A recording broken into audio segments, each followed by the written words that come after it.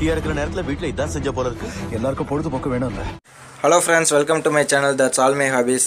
இன்றைக்கி வந்துட்டு எனக்கு ரொம்ப பிடிச்சமான ஒரு ஹாபியை தான் நான் செய்ய போகிறேன். அது என்னென்னா பிரித்து போட்டு விளாட்றது தான் என்னோடய ஹாபி. முக்கியமாக இன்றைக்கி வந்துட்டு இந்த CPU வந்துட்டு பிரித்து போட்டு விளாடணும்னு ஆசைப்பட்டேன். பட் வந்து இது பிரிக்கிறதுக்குலாம் ஒன்றும் பெரிய விஷயம்லாம் கிடையாது, அதுவாகவே எல்லாமே வரும். இதில் வந்துட்டு என்னென்னா பவர் பாக்ஸு வந்துட்டு கிடையாது, அதுதான் புதுசாக வாங்கிட்டு வந்திருக்கோம். இதை பார்த்தீங்கன்னா தெரியும். அப்புறம் அடுத்தபடி பார்க்கணுன்னா இதில் வந்துட்டு பார்த்திங்கன்னா தெரியும், பவர் ஆஃப் சுவிட்ச் இருக்காது, இந்த பவர் ஆஃப் இருக்காது, ரீஸ்டார்ட் இருக்காது, எதுவுமே இருக்காது. எல்லாமே சும்மா அந்த இங்கே மாட்டி இருக்கு பார்த்தீங்களா ப்ளக்கு, இதில் வச்சு இந்த வயரை வந்துட்டு ஸ்டார்ட் பண்ணால் அது ஸ்டார்ட் ஓடும். இப்படி தான் இத்தனை நாள் யூஸ் பண்ணிகிட்டு இருந்தேன். நான் பார்த்திங்கன்னா ரொம்ப டேமேஜ் ஆகிருக்கேன். இதுக்கெல்லாம் காரணம் நான் தான். கேம் விளாட்றப்ப ஏதாச்சும் ஹேங் ஆகிடுச்சுன்னா எட்டிக்கிட்டு உதைப்பேன்.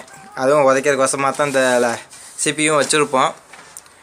அதனால் ஏகப்பட்ட சேதாரம் ஆயிடுச்சு. இந்த சேதாரத்தெல்லாம் சரி பண்ணுறதுக்கு தான் இந்த வீடியோ. அந்த பவர் ஆஃப் பண்ணுறதுக்கு சுவிட்சு, LED லைட்லாம் தான் வாங்கிட்டு வந்திருக்கோம். இதையும் மாட்டணும், அதுதான் இந்த வீடியோ.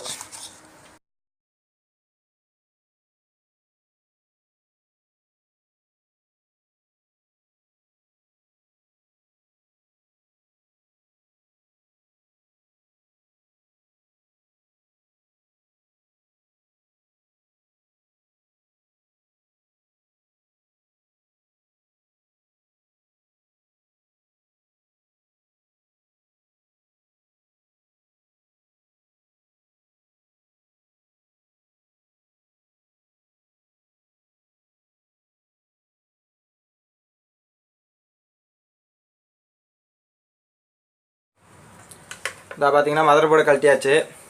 இந்த மதர் போர்டில் இங்கே பார்த்தீங்கன்னா இதுதான் நம்பரு G41TM7 இருக்குங்களே, இதுதான் மதர் போர்டு நம்பர்னு சொல்லுவாங்க. இப்போ வந்துட்டு இதில் ஏதாச்சும் ஒரு வயரிங் ப்ராப்ளம் வந்துச்சுன்னா இந்த தடவை வந்துட்டு நீங்கள் கூகுளில் சர்ச் பண்ணிங்கனாலே எல்லா வயரிங்கும் ஃபோட்டோவோடு வந்துடும். நீங்கள் ஈஸியாக வந்துட்டு வயரிங் வேலையெல்லாம் பார்த்துக்கலாம்.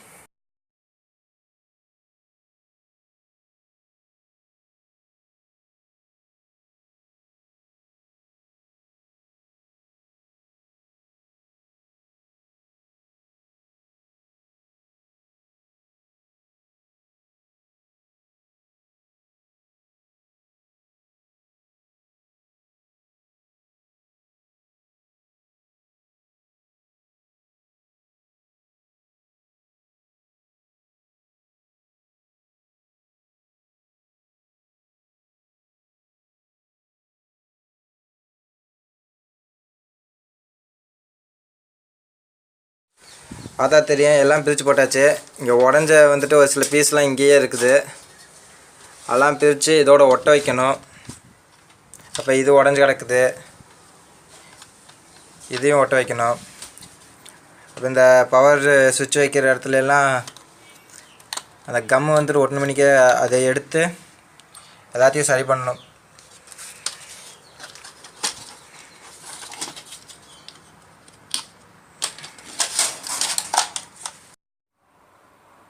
ஃப்ரெண்ட்ஸ், இப்போ நான் வாங்கிட்டு வந்த பவர் பாக்ஸ் வந்து செக் பண்ண போகிறேன்.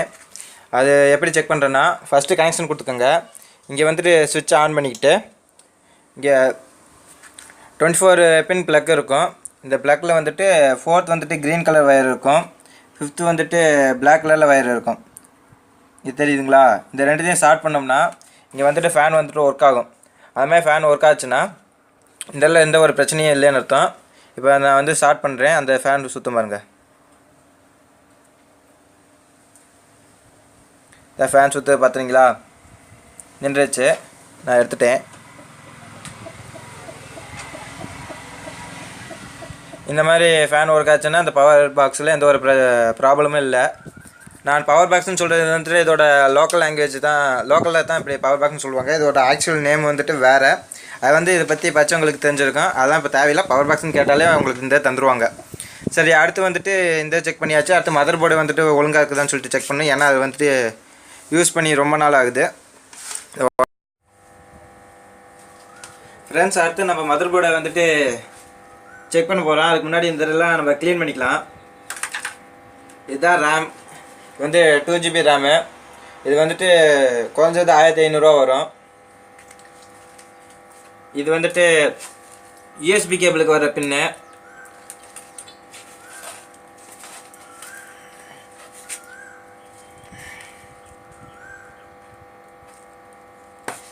இதே மாதிரி இன்னொன்று ஒன்று இருக்கும், வேணும்னா நீங்கள் எக்ஸ்டர்னலாக சேர்த்துக்கலாம்.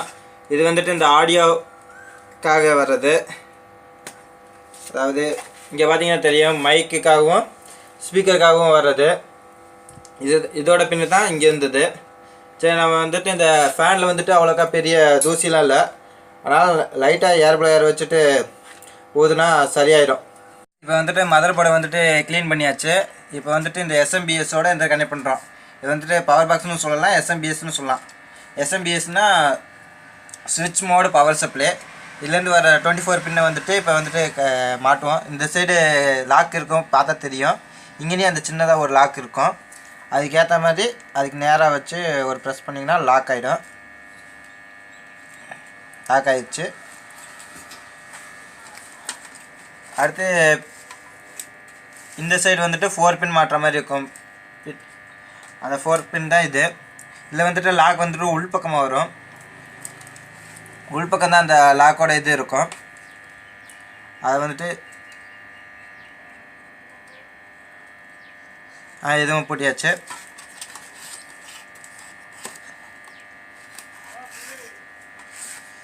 இதில் வயர்லாம் கொஞ்சம் ஒதுக்கி விட்டுறலாம். இப்போ வந்துட்டு ரேம் வந்துட்டு மாற்றணும். இந்த ரேம் வந்துட்டு ஆட்டோ லாக் தான், வச்சு நீங்கள் ப்ரெஸ் பண்ணிங்கனாலே அதாவே ஆட்டோமேட்டிக்காக லாக் ஆகிக்கும்.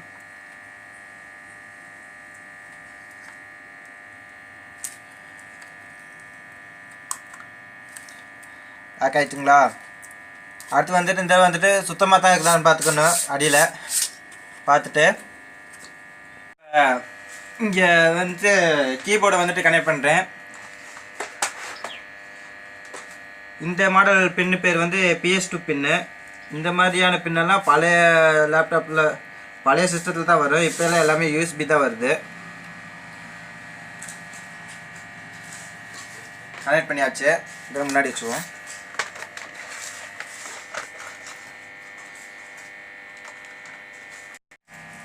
இங்கே வந்துட்டு மேலே வந்துட்டு 4 பின்னு இருக்கும். அந்த 4 பின்னில் வந்து செகண்ட் தேர்டு பின்னை வந்துட்டு ஸ்டார்ட் பண்ணோம்னா அது ஓடும். இப்போ கை வச்சா எடுக்கல. சரி, இந்த சாரி இங்கே சுவிட்ச் போடலை.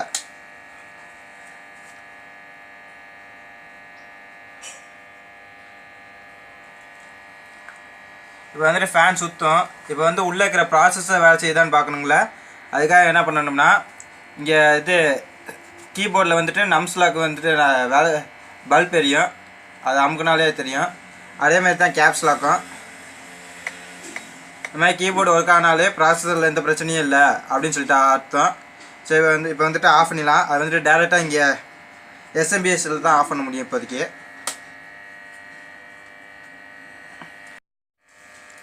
இப்போ வந்துட்டு எஸ்எம்பிஎஸ்ஸும் செக் பண்ணியாச்சு, மதர் போர்டும் செக் பண்ணியாச்சு. இதுக்கடுத்து அசம்பிள் பண்ணுறது தான். இதுதான் ஃப்ரண்ட் சைடு கவரு. இந்த ஏற்கனவே உடச்சி வச்சுருந்தேன்னு சொல்லி சொன்னேன்ல, அதெல்லாம் கொஞ்சம் ஓரளவுக்கு ஒட்டி வச்சுருக்கிறேன். இந்த பீஸ் மட்டும் மிஸ் ஆயிடுச்சு. அதுக்கடுத்து வந்துட்டு கனெக்ஷன்ஸ் மட்டும் கொடுத்து வச்சுருக்கிறேன். இது வந்து ரீஸ்டார்ட் பட்டனு, கீழே வர்றது வந்து பவர் பட்டன், எல்இடி, அப்புறம் யூஎஸ்பி, மைக் அண்டு ஸ்பீக்கர். அவ்வளோ தான் மாட்டி வச்சாச்சு. இந்த வயரெல்லாம் கொண்டு போய் அந்த மதர் போர்டில் கனெக்ட் பண்ணிட்டா சரியாக போயிடும். ஃப்ரெண்ட்ஸ், இப்போ வந்துட்டு அசம்பிள் பண்ணிட்டேன். இதை அசம்பிள் பண்ணுறப்பே வீடியோ எடுக்கணும்னு தான் ஆசைப்பட்டேன். பட் வந்துட்டு அசம்பிள் பண்ணுறப்ப நானே கேமரா மாற்றிட்டு இருந்தனால அந்த வீடியோவை ஸ்கிப் பண்ணிட்டேன். நானும் வேறு ஆங்கிளில் வச்சு பார்த்தேன். பட் வந்துட்டு எந்த வீடியோவும் சரியாக வரல. அதனால தான் அந்த ஸ்கிப் பண்ணேன். அசம்பிள் பண்ண வீடியோ காமிக்காதனால இந்த ஃபயரிங்லாம் கொஞ்சம் பார்த்துக்கோங்க. ஃபஸ்ட்டுக்கு வந்து மைக் அண்ட் ஆடியோ, செகண்ட் வந்துட்டு பவர் அண்ட் எல்இடி, தேர்டு வந்து யூஎஸ்பி, ஃபோர்த்து வந்துட்டு ஹார்ட் டிஸ்கோட டேட்டா கேபிள், ஃபிஃப்த்து வந்துட்டு சிடி ட்ரைவோட டேட்டா கேபிள். இல்லை செகண்ட் இருக்கிற பவர் அண்ட் எல்இடி மட்டும் நான் உங்களுக்கு எக்ஸ்பிளைன் பண்ணுறேன் அடுத்த இமேஜ் போட்டு. மற்றதை பற்றி ஏன் எக்ஸ்பிளைன் பண்ணலைன்னா, மற்றெல்லாம் பின் வந்துட்டு கரெக்டாக இருக்கும், நீங்கள் ஈஸியாக மாட்டிடலாம். ஆனால் அந்த பவர் அண்ட் எல்இடி மட்டும், அதாவது பவர் சுவிட்ச் அண்ட் எல்இடி மட்டும் தனித்தனியாக இருக்கும். அது மாற்ற கொஞ்சம் கஷ்டங்கிறனால நான் இதை எக்ஸ்பிளைன் பண்ணுறேன். இப்போ மேலே பார்த்தீங்கன்னா ஹெச்டிடி எல்இடி, செகண்ட் இருக்கிற வந்துட்டு பவர் சுவிட்சோட பின். இந்த வயரோட கலர்லாம் நீங்கள் பார்த்தீங்கன்னா எந்த இருக்குமே நீங்கள் மாறவே மாறாது. நீங்கள் இந்த வயர் கலர் வச்சு நீங்கள் வந்து மாட்டிடலாம். இப்போ அதிலே கீழே பார்த்தீங்கன்னா ஃபஸ்ட்டு இருக்கிற பிளாக் கலர் வயர் வந்து கிரவுண்டு, க்ரீன் கலர் வயர் வந்து பவர் எல்இடி, அடுத்து இருக்கிற வந்து ரீஸ்டார்ட்டோட சுவிட்சோட கேபிள். இந்த இதுவும் அதே மாதிரி தான். அந்த வயர் கலர் கூட எந்த ஒன்றுக்குமே மாறவே மாறாது. இந்த வயர் கலர் வச்சே நீங்கள் வந்துட்டு ஈஸியாக அசம்பிள் பண்ணிடலாம். ஓகே ஃப்ரெண்ட்ஸ், இந்த வீடியோ உங்களுக்கு பிடிச்சிருந்தா லைக் பண்ணுங்கள். நான் சொன்னதில் ஏதாச்சும் சந்தேகம் இருந்தால் கமெண்ட் பண்ணுங்கள். உங்கள் ஃப்ரெண்ட்ஸ் யாருக்காச்சும் இந்த வீடியோ தேவைப்பட்டால் அவங்களுக்கு ஷேர் பண்ணுங்கள். தேங்க்யூ.